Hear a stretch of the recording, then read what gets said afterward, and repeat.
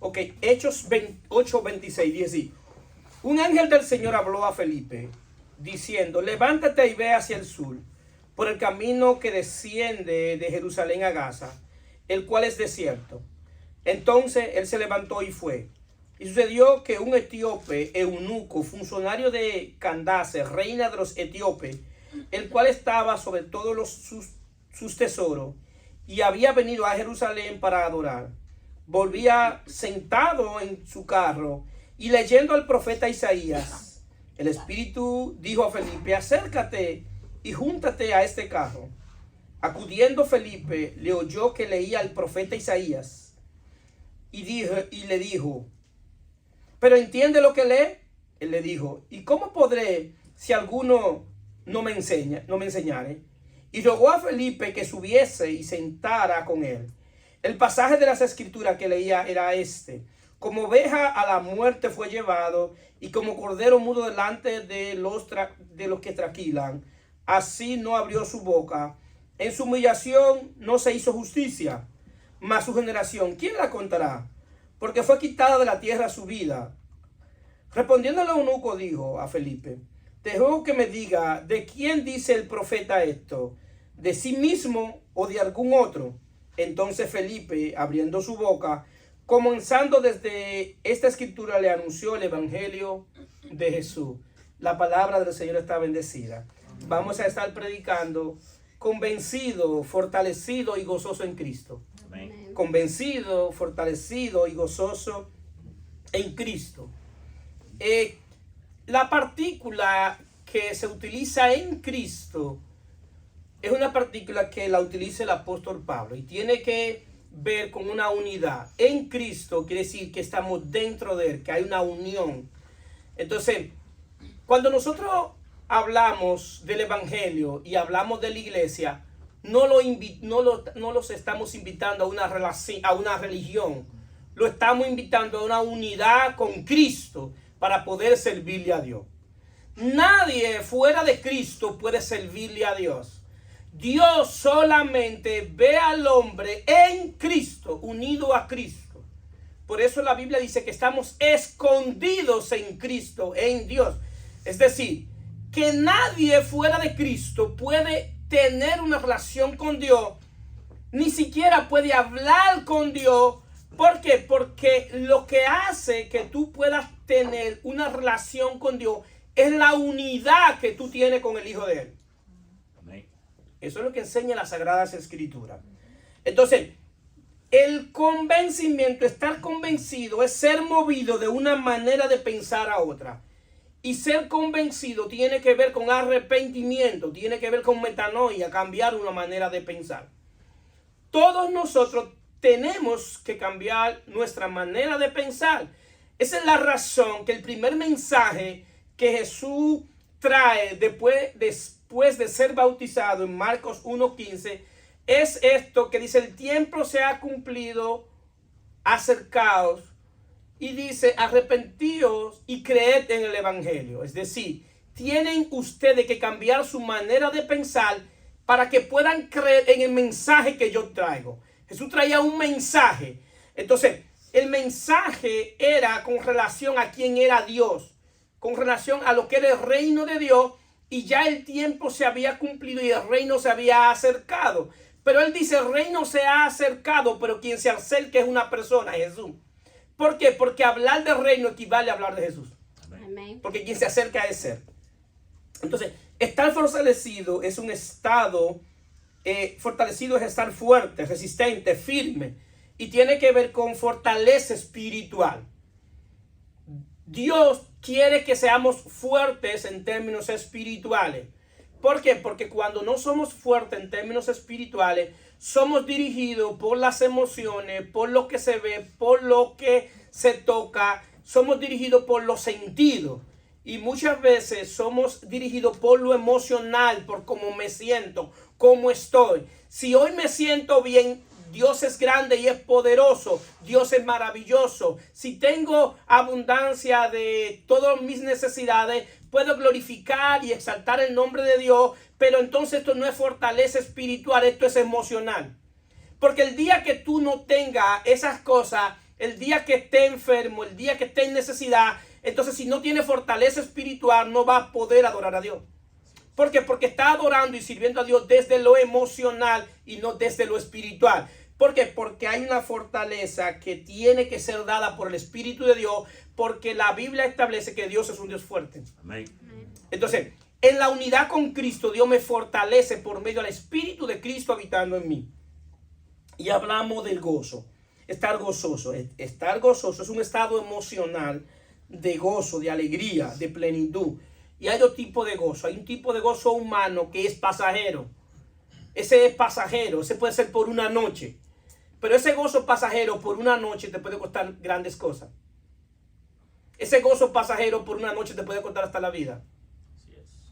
Y es un gozo que pasa. Y es un gozo que después cuando lo analizamos y pensamos, muchas veces ese gozo que fue un momento, que fue un rato, trae vergüenza.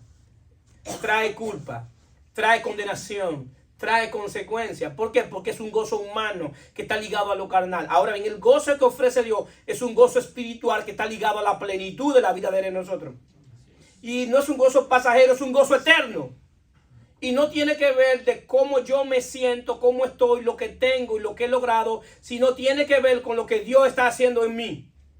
Tiene que ver con saber que he sido perdonado y que ya no soy prófugo de la justicia de Dios.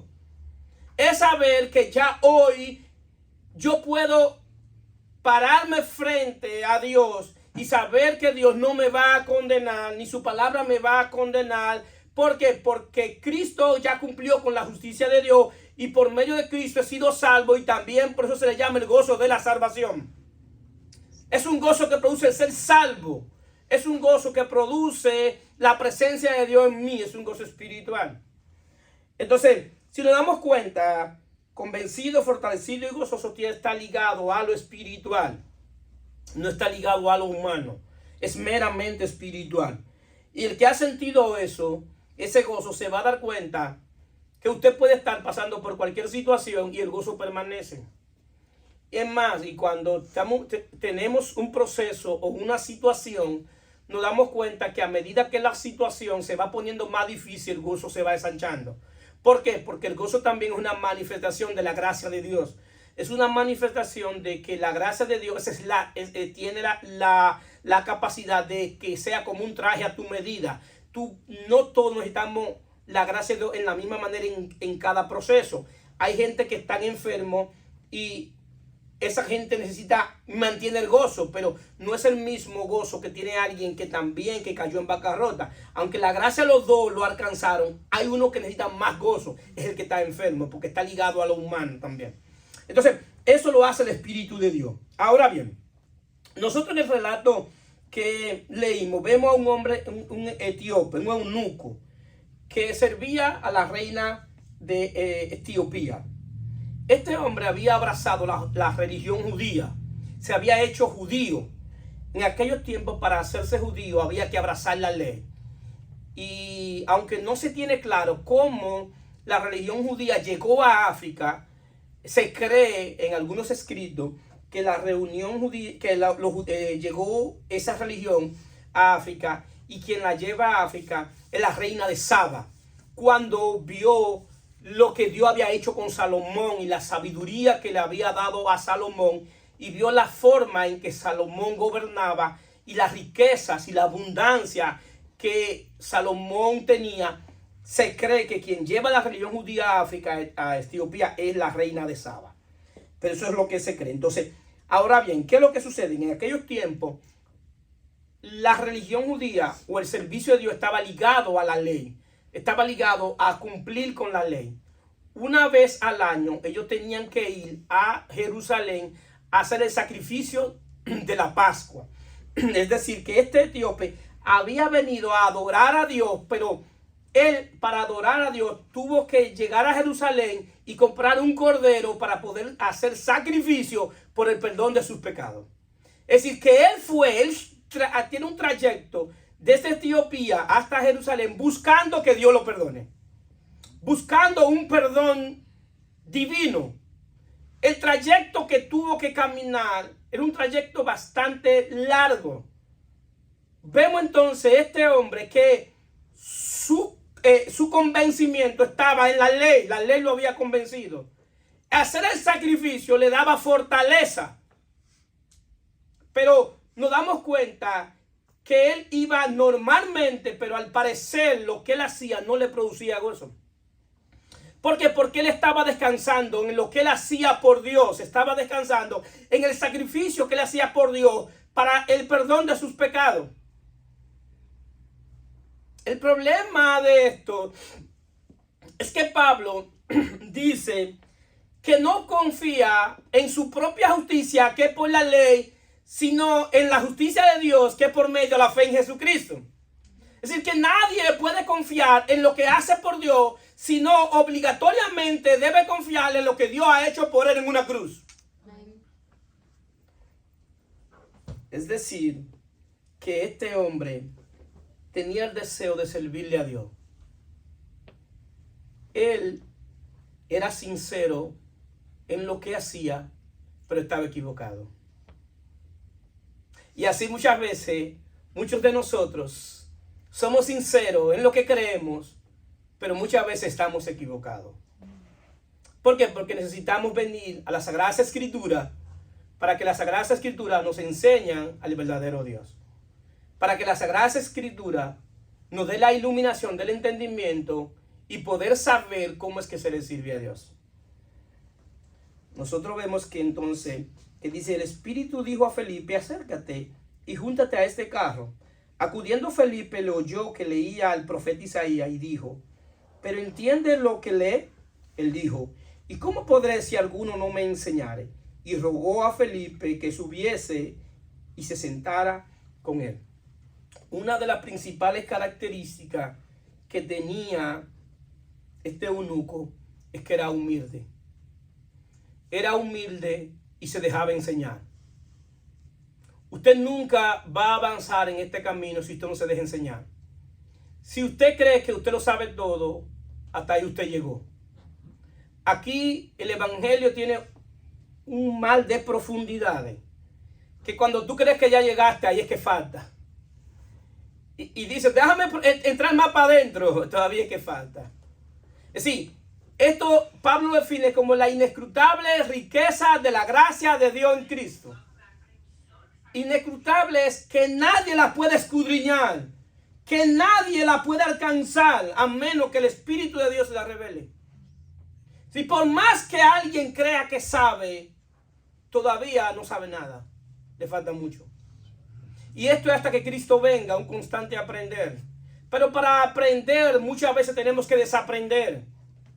¿Qué debemos desaprender? Aquello que se nos enseñó mal.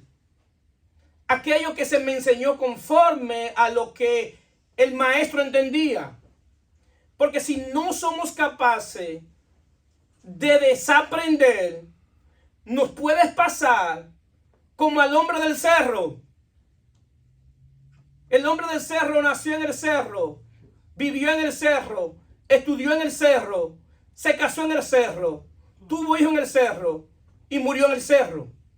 Y cuando fue al cielo, el hombre del cerro se encontró allá unos niños que se habían muerto al nacer.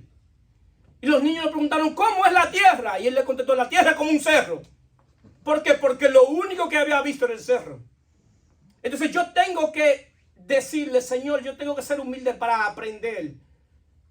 Para ver si lo que me han enseñado, si lo que me han dicho es conforme a lo que tú enseñas en tus Sagradas Escrituras. Porque él dice, y le pregunta, Felipe le pregunta, ¿entiendes lo que lees? Porque leer no equivale a entender. Tú puedes leer y no entender. Sí, lo que vale aquí es que yo lea y entienda lo que Dios está diciendo. La Biblia es una carta de Dios para los hombres, para los cristianos, para los que tienen el Espíritu de Dios.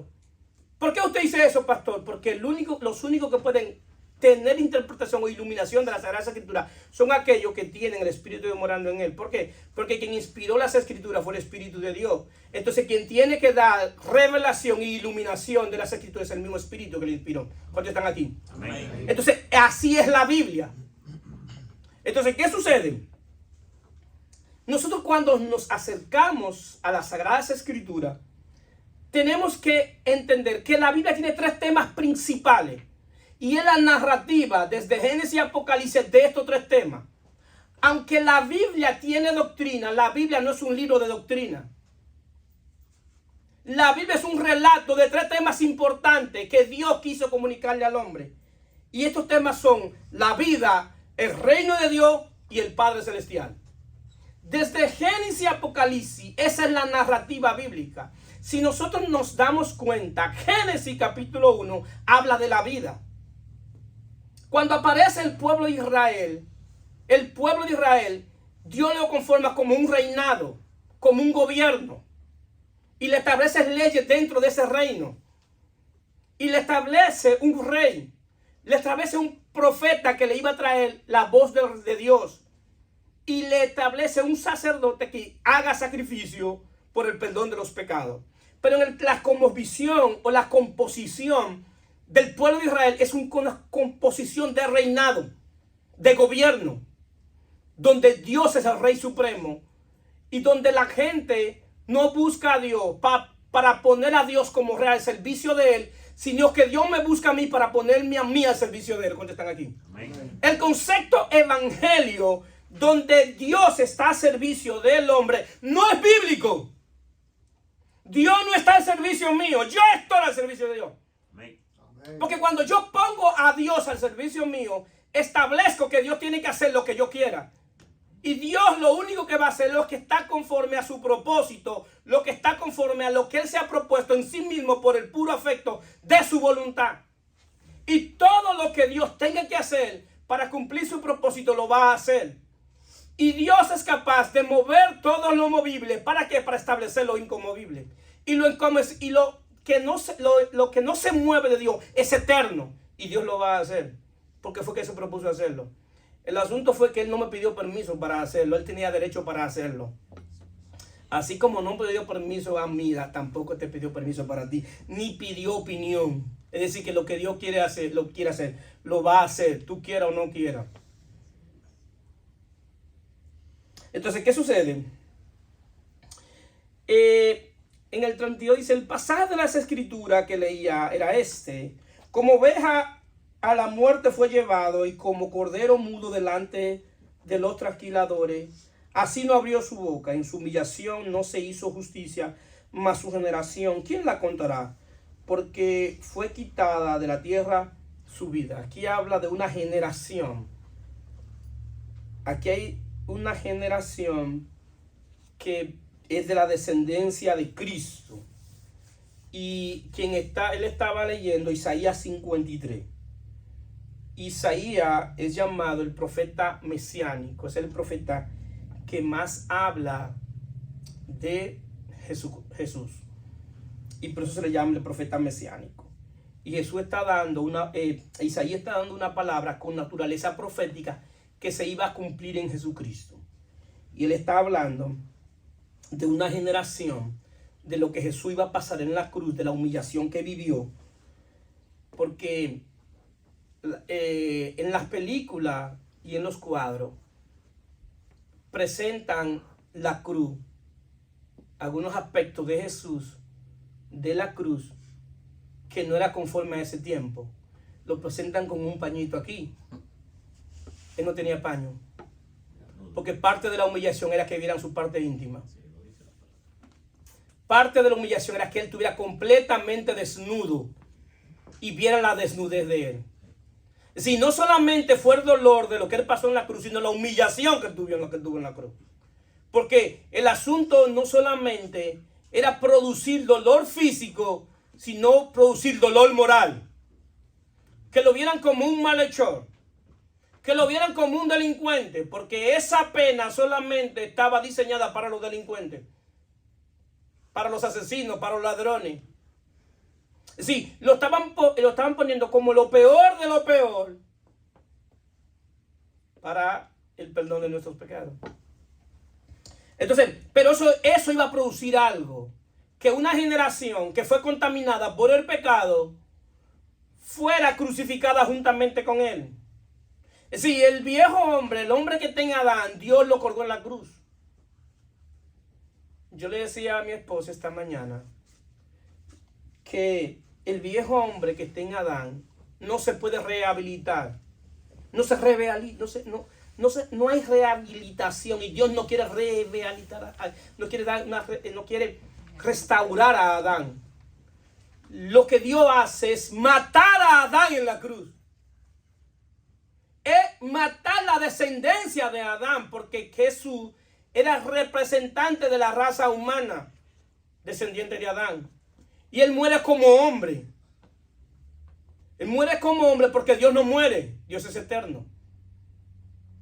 Entonces, él muere como hombre porque en la cruz lo que Dios estaba matando era la raza de Adán. La ira de Dios estaba sobre la raza contaminada por el pecado de Adán. ¿Para qué? Para traerle una nueva clase de vida, que es la nueva vida en Cristo. Sí, la nueva vida en Cristo hace que tú vivas conforme a la naturaleza que tú tienes. Por más que tú le digas a un violador, deja de violar, él no tiene poder para dejar de violar, porque hay un espíritu que está en él, que tiene control de él. Pastor, ¿cómo ese violador deja de violar? Si tú lo metes preso y lo encadenas, o si él se arrepiente y viene a Cristo.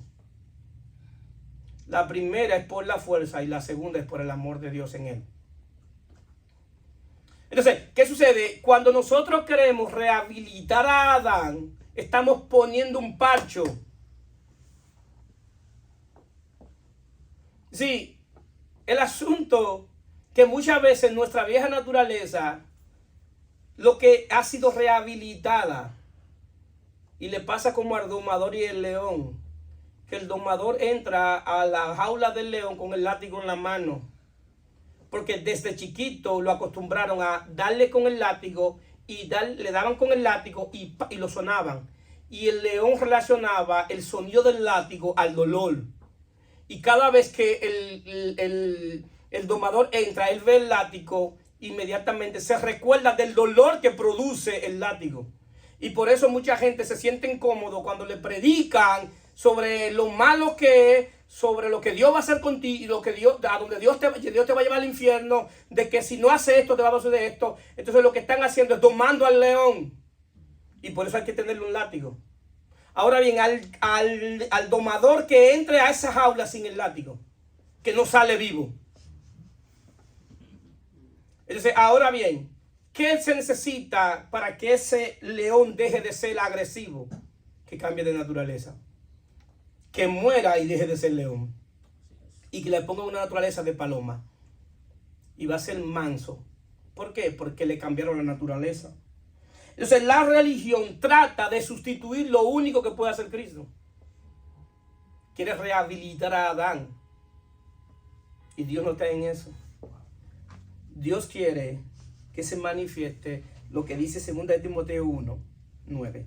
Quien nos salvó y llamó con llamamiento santo, no conforme a nuestras obras, sino según el propósito suyo, y la gracia que fue dada en Cristo Jesús, antes de los tiempos de los siglos, pero que ahora ha sido manifestada por la aparición de nuestro Salvador Jesucristo, el cual quitó la muerte y sacó a la luz la vida y la inmortalidad por el Evangelio. Dios quitó la muerte. La quitó porque fue a la cruz y la quitó en la resurrección. Por eso el que está en Cristo nunca más verá muerte, porque lo que recibe es vida eterna en Cristo Jesús. Amén. Y nunca más va a perecer, porque yo le doy la vida eterna. La vida eterna no es algo, la vida eterna es una persona llamada Jesucristo. No es que Jesús tiene santidad, es que Él es santidad, es que Él es santo. No es que Él tiene verdad, es que Él es la verdad. No es que Él es un camino, Él es el único camino. No es que Jesús tiene sabiduría, es que Él es la sabiduría de Dios. Amén, gloria a Dios. No es que Él tiene amor, es el amor de Dios manifestado. En sí, tenemos que dejar de ver a Jesús solamente desde el punto de vista terrenal, sino desde el punto de vista eterno de lo que Él es. Él es Dios sobre todas las cosas. Y todo fue creado por Él y para Él. Bendito sea su nombre. Tú fuiste creado para Él. Amén. Te lo voy a repetir. Tú fuiste creado para Él. Amén. Para Él fuiste creado. Tú no fuiste creado porque tu papá y tu mamá se unieron. Esa fue la excusa que Dios encontró para traerte resistencia. Y la única vez que tú te vas a encontrar con la plenitud de tu vida es el día que tú le sirvas por completo a nuestro Señor y Salvador Jesucristo. Es lo único que va a llenar todo tu ser, es Él. Solamente Él lo podía hacer. Y es por medio a la vida que Él da, que es la vida eterna. Entonces no fue por algo que nosotros hicimos, sino nos salvó por algo que Él hizo por nosotros en una cruz. Si no fue por obra que nosotros hicimos. Y ese es el problema de la religión, que constantemente tienen que estar haciendo una obra para sentirse justos delante de Dios. No es que las obras son malas, es que las buenas obras deben ser el resultado de mi salvación. Las buenas obras no son para yo salvarme. Las buenas obras es el resultado de haber sido salvo. Las buenas obras son hechas por nosotros porque Cristo habita en nosotros. Es decir, que ni siquiera son mis obras, son las obras de Él. Bendito sea su nombre. De las cuales yo no me tengo que gloriar. Ni tengo que ponerlo en Facebook para que me vean que le estoy haciendo. Porque no lo estoy haciendo para eso, lo estoy haciendo para la gloria de Él. Bendito sea su nombre. Denle un aplauso a Cristo.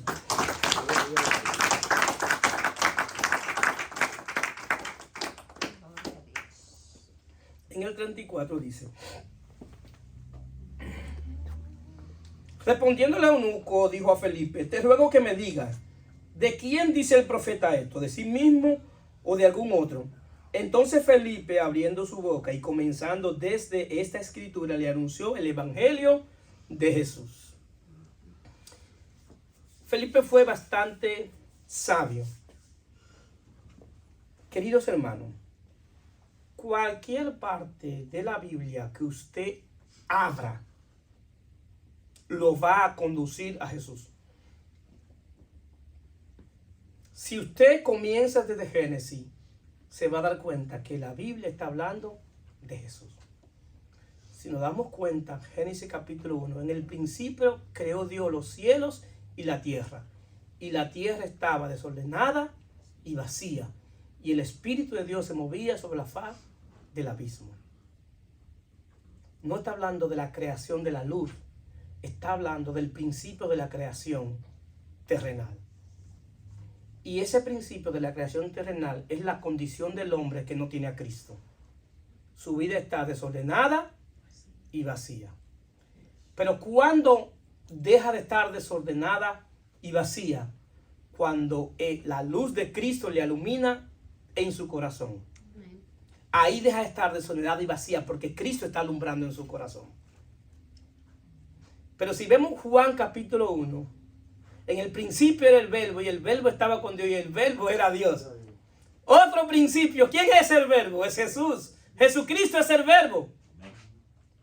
Y estaba con Dios y era Dios. Entonces por eso es que Jesús dice, Juan 5:39, escudriñad las escrituras porque a vosotros parece que en ellas tenéis la vida eterna. Y ellas son las que dan testimonio de mí y no queréis venir a mí para que tengáis vida eterna. La vida eterna no está en una letra, la vida eterna está en una persona llamada Jesucristo. Amén. Él le dijo, ustedes leen la Biblia buscando la vida eterna, pero la Biblia da testimonio de mí, y si ustedes quieren venir a mí, si quieren tener vida eterna, tienen que venir a mí. Esa letra que está ahí lo que quiere es conducirlo a mí, para que tengan vida eterna. Eso es lo que le está diciendo. Es decir, que yo puedo pasarme desde que yo nací leyendo la Biblia y aún así no entender qué es la vida eterna. La vida eterna es el Hijo de Dios, Jesucristo. Entonces, este hombre, el eunuco, estaba buscando la vida eterna conforme a lo que estaba haciendo por Dios. Y dése cuenta la situación del trayecto que tenía que correr buscando la vida eterna. Y lo que tenía que hacer. Y no solo eso, que cuando llegara al templo tenía que comprar un animal para el sacrificio. Porque él no podía traerle el animal de tan lejos, porque entonces el animal se iba a maltratar. Y el sacrificio tenía que ser de un animal que estuviera en buenas condiciones. Y en Jerusalén, ahí lo vendían y hacían intercambio. Entonces habían cambistas que cambiaban la moneda que ellos traían para ellos poder comprar. Hacían un negocio del templo. Esa es la razón que Jesús se molesta en el templo, porque estaban haciendo negocio en el templo. Cuando Él se molesta en el templo, que tuvo una ira y desbarató, hizo un revuelo, hizo un lío allá, era porque habían tomado el templo como para hacer negocio. En esa época ponían la moneda más cara. ¿Para qué? Para tener más ganancia. Y los animales más caros. ¿Por qué? Porque tenían que comprarlo obligado. Tenían obligatoriamente que pagar para su salvación.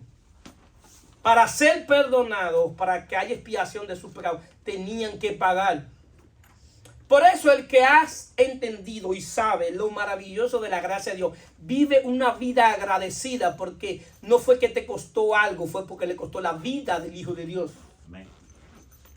Es por eso que el que ha entendido la gracia vive completamente agradecido. ¿Por qué? Porque nosotros no teníamos cómo pagar la salvación. No teníamos moneda para pagar la salvación. Y la moneda que se pagó fue la sangre de Cristo, la sangre de un cordero sin mancha y sin contaminación. Fue un precio muy, muy caro. Es decir, que tenemos un valor importante para Dios. ¿Cuánto lo creen? Amén. Que Él fue capaz de derramar la sangre de su único Hijo. En el 36 dice, yendo por el camino llegaron a cierta agua y dijo el eunuco, aquí hay agua. ¿Qué impide que yo sea bautizado? Felipe dijo, si crees de todo corazón, bien puede. Y respondiendo dijo, creo que Jesucristo es el Hijo de Dios. Y mandó parar el carro y descendieron ambos al agua, Felipe y el eunuco, y se bautizó. Cuando subieron del agua, el Espíritu del Señor arrebató a Felipe y el eunuco no le vio más y siguió gozoso su camino. Lo voy a repetir. Y siguió gozoso su camino. Pero Felipe se encontró en Azote y pasando anunciaba el evangelio en todas las ciudades hasta que llegó a Cesarea. El libro de los Hechos es un libro de principio, no de doctrina. Me voy a explicar. Hay cosas que sucedieron en el libro de los Hechos, que es el principio de la iglesia, cuando la iglesia nace. Y hay cosas que sucedieron en ese momento, pero yo no puedo hacer doctrina de eso que sucedió, porque fue un trato de Dios para ese tiempo con la iglesia. ¿Por qué explico esto? Porque aquí se habla del bautismo en agua. Y quien introduce el bautismo en agua es Juan el Bautista. Y lo introduce porque Juan era el profeta de transición de la ley a la gracia. Y establece este bautismo físico, pero para que podamos entender el bautismo en el Espíritu, que es el bautismo que verdaderamente salva. El bautismo que salva es el bautismo en el Espíritu. Y Juan el Bautista lo explica, y él mismo lo dice, Mateo 3:11, dice, yo la verdad os bautizo en agua para arrepentimiento, pero el que viene tras de mí, cuyo calzado no soy digno de llevar, es más poderoso que yo. Él os bautizará en Espíritu Santo y fuego. Él está hablando aquí del bautismo espiritual, del nuevo nacimiento en el Espíritu. Y él introduce el bautismo en agua. ¿Para qué? Para que ellos puedan entender el bautismo en el Espíritu, que es el que verdaderamente salva. Tú no te bautizas para ser salvo. Tú te bautizas para declarar públicamente la fe en Jesucristo. Amén. Y específicamente no es un requisito para salvación, pero el que ha sido salvo tiene el deseo de bautizarse. Tiene el deseo de bautizarse. ¿Por qué? Porque es algo que el Espíritu de Dios lo pone en ti. Ese deseo. Entonces, ¿qué sucede? Porque es algo que tú quieres demostrarlo públicamente de que tú crees en Jesucristo. Y demostrar públicamente lo que sucedió en privado. Entonces, luego, ¿por qué esto es importante? Porque estar convencido, estar fortalecido y estar gozoso es una obra del Espíritu, que es producto del nuevo nacimiento. Nadie que no haya nacido de nuevo del Espíritu no está convencido, ni está fortalecido, ni está gozoso. ¿Por qué? Porque estas tres obras son específicamente obras del Espíritu Santo. Y es después del nuevo nacimiento. Entonces, por eso Pablo dice en Gálatas 3:27, porque todo lo que habéis sido bautizado en Cristo, de Cristo estáis revestido. Ya no soy judío ni griego, no hay esclavo ni libre, no hay varón ni mujer, porque todos vosotros sois unos en Cristo Jesús. Y si vosotros sois de Cristo, ciertamente el linaje de Abraham soy y heredero según la promesa. Pablo habla de un revestimiento espiritual por estar bautizado en Cristo. Pablo está hablando de un revestimiento espiritual desde adentro. Él dice, te entraron en agua y te sacaron mojado.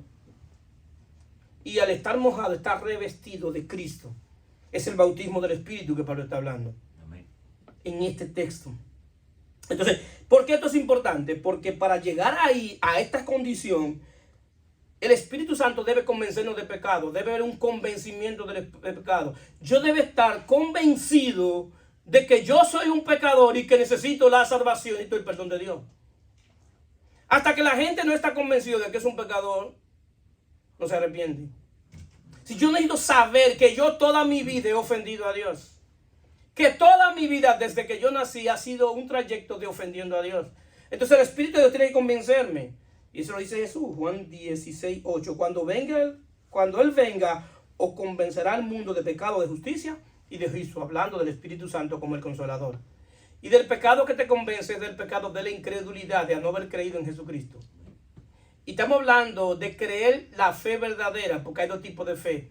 Está la fe verdadera, que es en el Hijo de Dios, y está la fe de los demonios, que ellos creen y tiemblan. Entonces la fe verdadera es cuando tú pones la mirada única y exclusivamente en el autor y consumador de la fe, llamado Jesucristo. Porque no solamente hay un nombre dado a los hombres en el cual podemos ser salvos, que es el nombre de Jesús. No hay otro. No hay otro. No hay otro y no hay otro. Y el nombre de Jesús, y Jesús es más que suficiente para salvarte. Es más que suficiente. Si hay algo que la Biblia es claro, es la suficiencia de Cristo para salvar. De eso es claro. El día que yo busco otro medio, otro mediador, y el día que yo busco otra cosa o algo para salvarme, le estoy diciendo a Dios, tú no eres suficiente para salvarme. Y yo me busqué un complemento para completar mi salvación. Eso es lo que está diciendo. Entonces Jesús es suficiente para salvar. Y no solamente es suficiente para salvar, sino que es suficiente para mantenerte salvo. Amén. Eso es lo mejor de todo. Es suficiente para salvarme. ¿Por qué? Y es suficiente para mantenerme salvo. Porque la gracia que me salva es la misma gracia que me sostiene. Amén. No es otra. Es esa gracia que nos sostiene. La gracia de Él y nosotros. Bendito sea su nombre. Entonces, Él cuando nos convence de pecado, produce lo que se llama arrepentimiento para vida, fe salvadora y obediencia. Son obras del Espíritu. La fe, el arrepentimiento para vida tiene que ver que yo comienzo y veo que solamente en Cristo puedo alcanzar la vida eterna. Y comienzo a tener la fe salvadora, que es un don de Dios, que Dios me regala. Y de esa fe no la produzco yo, la produce Él en mí. Por eso es un don de Dios. Y obediencia. ¿Por qué? Porque después que yo me arrepiento para vida, después que tengo fe salvadora, yo comienzo a vivir una vida en obediencia. El que se arrepiente para vida y tiene fe salvadora, no hay que estarle diciendo cómo tiene que comportarse todos los días. El que aprende a comportarse porque la vida de Cristo está en él. Amén. Tú no tienes que rehabilitarlo. ¿Por qué? Porque la obediencia es producto de una nueva naturaleza. La obediencia es producto de que el Espíritu de Dios pone el querer como el hacer por su buena voluntad. Y tú respondes a ese querer y al hacer como buena voluntad del Espíritu de Dios. Por eso Pablo dice que no se gloría. Si se va a gloriar en Cristo. Y en los que critican el concepto de que la gracia te lleva a vivir una vida en pecado porque nunca han entendido la gracia de Dios.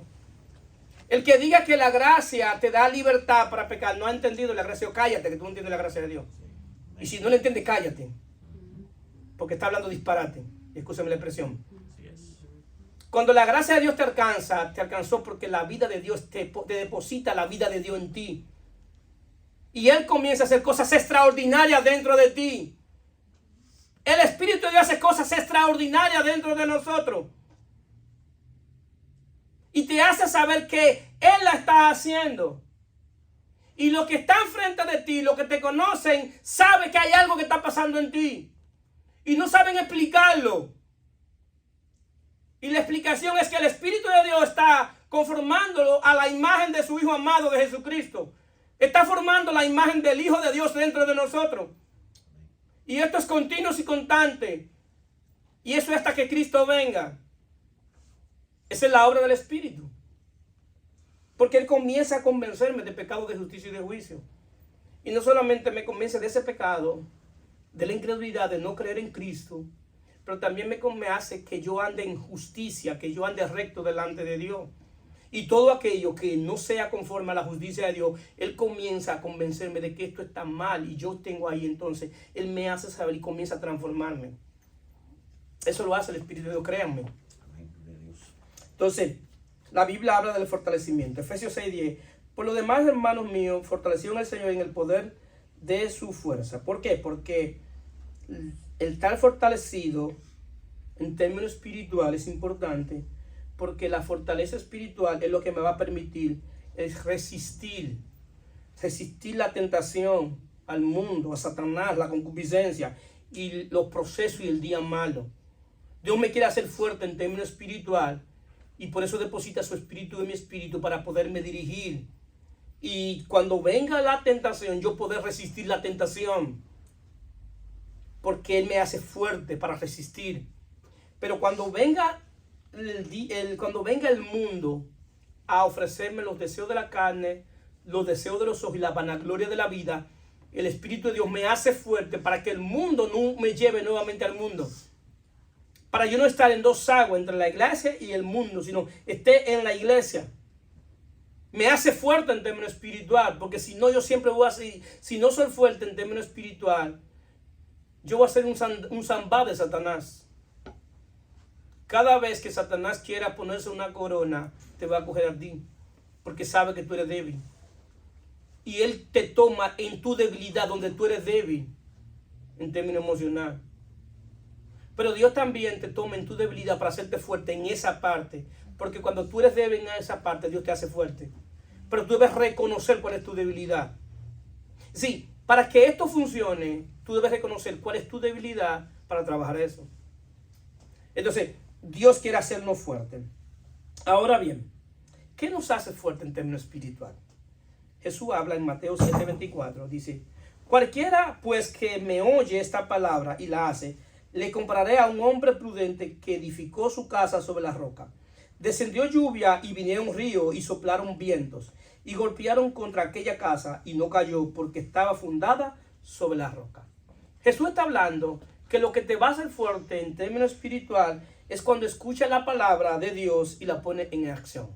Eso te va a hacer fuerte en términos espiritual.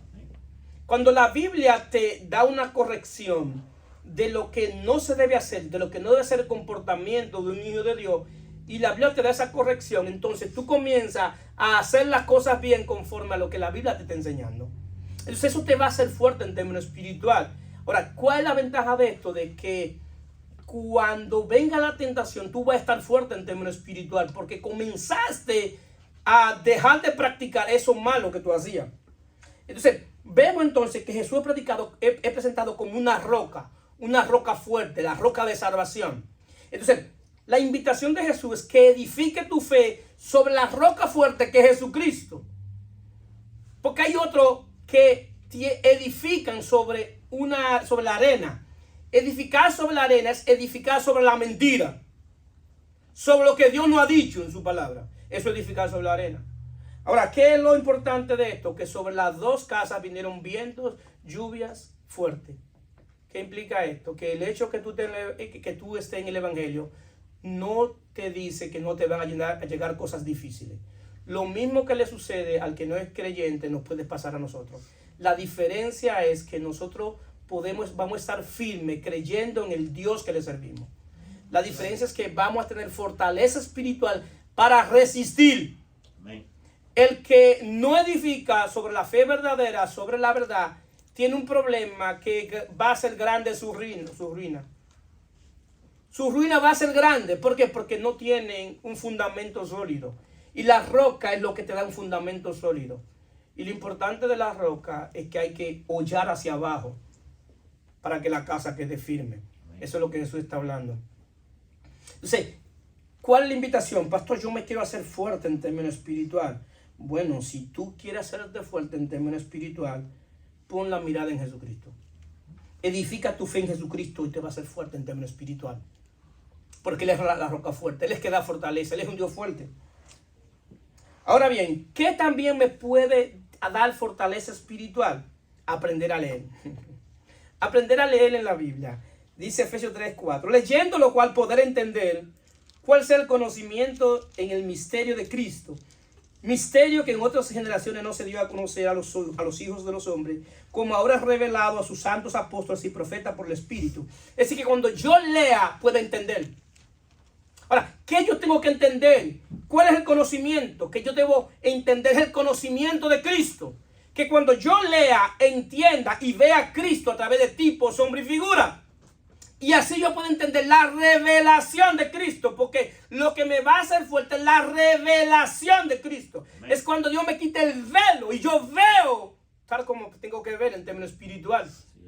Entonces cuando Cristo se me revela a mi vida, entonces yo soy fuerte porque tengo la revelación de Él. Es más allá del tiempo, es viendo a Cristo desde lo eterno, desde lo que Él hizo y de lo que Él es ahora. Y ahora esa revelación es de espíritu a espíritu. Y por eso Pablo dice, cuando le plació a Dios revelar a su Hijo en mí, porque es la revelación que viene dentro del espíritu. Y te revela estar a Cristo, que tú estás confiado y estás seguro en Dios. Porque tú sabes que lo que Dios está diciendo de ti, lo que ha dicho, lo que ha prometido en su palabra, Él lo va a cumplir cuando lo creen. Amén. Entonces, eso va a hacer que tú tengas fortaleza. Porque tú entiendes su palabra, porque tú tienes la revelación de Cristo, la revelación espiritual. Cuando tú te acercas a su palabra, si cuando tú haces a su palabra, cuando tú comienzas a entender las promesas de Dios para tu vida, el asunto es que todas las promesas de Dios son sí y amén en Cristo Jesús. Tú no estás en un pacto de promesa, tú estás en un pacto de herencia. Amén. No es lo mismo una promesa que una herencia. Una herencia, tú tienes derecho legal y los derechos legales no se pierden. Sí, los que tienen hijos aquí, los hijos heredan porque tienen una misma naturaleza tuya. La esposa no te hereda, lo que tiene es repartición de bienes. Porque lo que heredan son los que tienen la misma genealogía de que hizo el testamento. Si para heredar legalmente, los que heredan tienen que tener la genealogía de lo que tienen el testamento. Sí. Permiso al hermano Ruma, que lo voy a poner como ejemplo. El hermano Ruma tiene niños pequeños. Los hijos de Ruma heredan legalmente. Y todos los bienes que tiene Ruma, nadie se los puede quitar. Son de ellos. Nadie puede decirle, mire, este camión es mío. No. Este camión es mío. ¿Por qué? Porque era de mi papá. Entonces, en términos espirituales, así mismo, este pacto es un pacto de herencia. Y todo lo que tenga en la naturaleza del que hizo el testamento es heredero. Bendito sea su nombre. Amén. Y por eso somos heredero y coheredero con Cristo. Amén. Y nadie puede quitarme mi herencia. Porque Él me la regaló y depositó su espíritu para llevarme a un hijo maduro. Porque en este pacto la herencia se le dan a los hijos maduros. Porque mientras el heredero es niño, en nada difiere del esclavo, dice Gálatas. Entonces, eso me va a hacer fortalecer el crecer en términos espiritual para recibir la herencia. Amén. Entonces, otra cosa que puede hacer que tú seas fortaleza es tu experiencia personal con Dios, que no es doctrinal. ¿Cuál es la experiencia personal con Dios? La experiencia que tú has tenido con Dios, que es una revelación tuya y Dios. Es personal. Es cuando Dios te quiere convencer de que Él es real. Y Dios comienza a que tú tengas experiencias espirituales con Él para Él convencerte de que Él es real. Y esa experiencia con Dios es lo que te va a hacer fuerte. David, cuando iba a ver a Goliat, no vio la fortaleza de Goliat, no vio el tamaño de Goliat, no vio la destreza de Goliat, sino que hizo memoria que Dios lo había librado de los osos y de los leones. Y eso fue lo que le dio fortaleza para decirle, si Dios me libró de los osos y de los leones, si yo tuve experiencia, Dios librándome de osos y leones, que ellos venían, cogían mi oveja y yo me fajaba con ese oso y con ese león, y yo sé que fue Dios que me ayudó con los osos y leones, ahora Dios también me va a ayudar con este gigante que está frente de mí. La experiencia que tuvo con Dios le sirvió para ser fuerte en términos espirituales. Eso mismo pasa contigo. La experiencia que tú has tenido con Dios te va a hacer fuerte en términos espirituales. Siempre tenla a memoria todo lo que Dios ha hecho contigo de manera personal, de lo que te ha librado, de dónde te ha salvado, cómo te ha ayudado. Eso tú debes tenerlo siempre como un libro de la memoria y traerlo a memoria. En la noche traerlo a memoria y darle gracias a Dios por eso que Dios hizo. ¿Por qué? Porque eso va a hacer que tú te hagas fuerte en términos espirituales. Entonces, también hablamos del gozo, que es un fruto del Espíritu. Nehemías 8:10 dice, porque día santo es a nuestro Señor.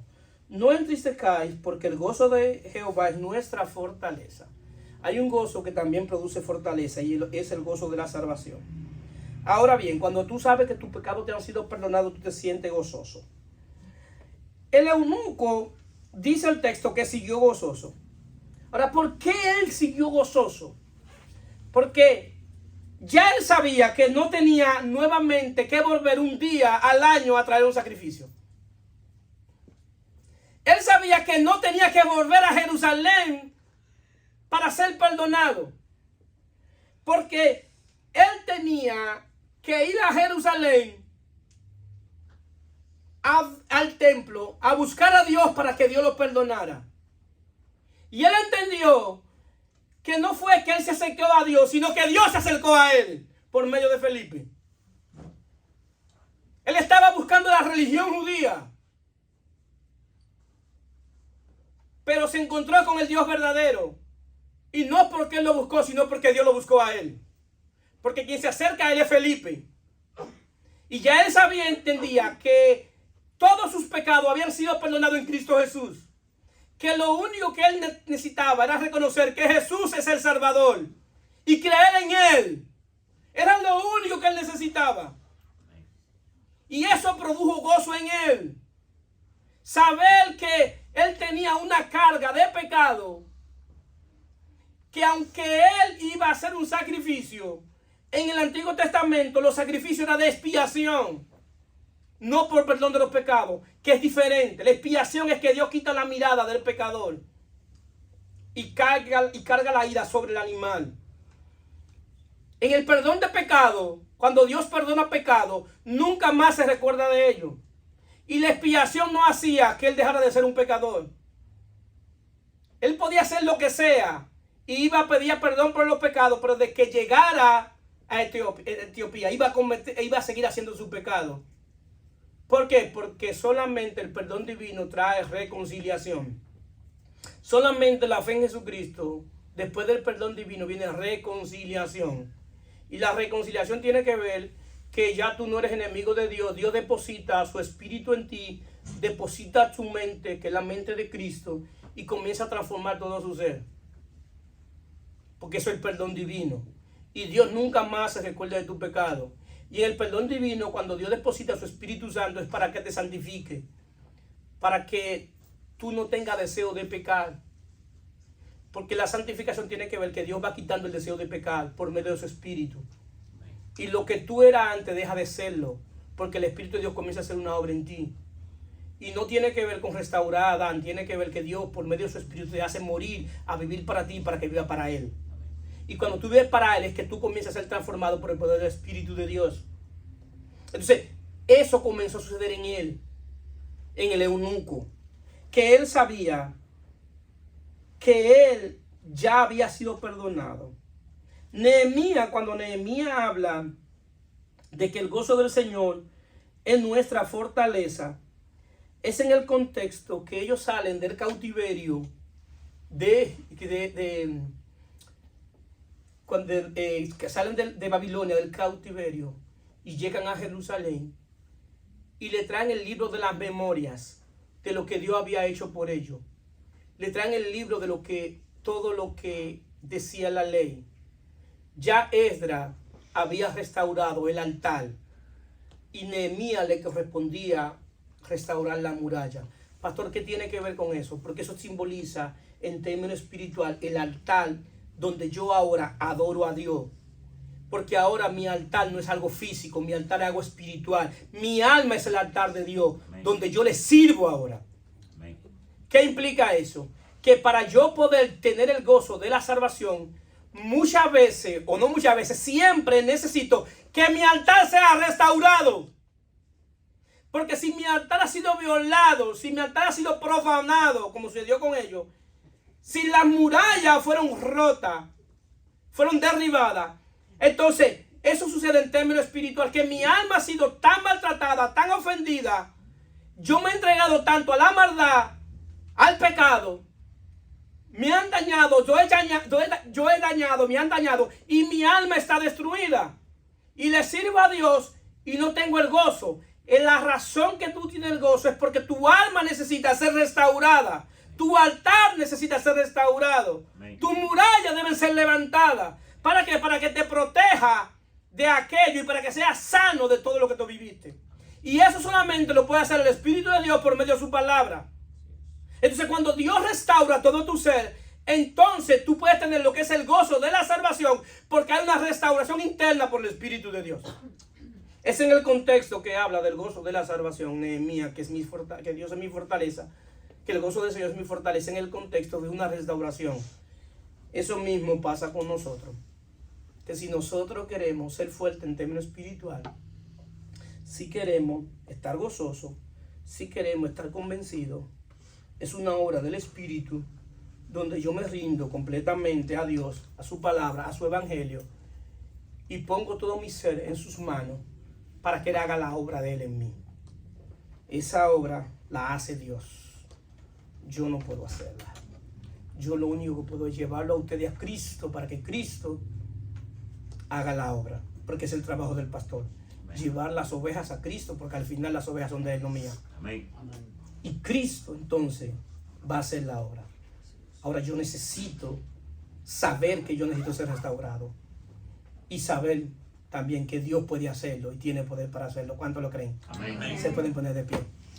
Bendito sea su nombre. Páguelo. Ajá.